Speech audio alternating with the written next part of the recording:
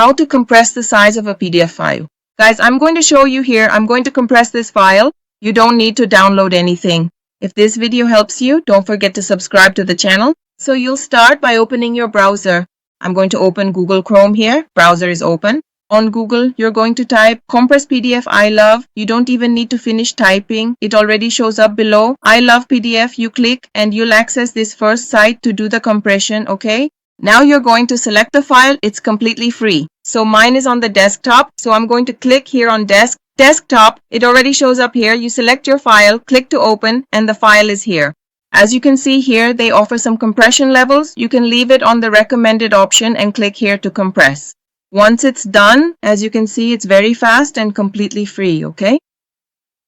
It's already downloaded, guys. It's finished and has automatically downloaded up here.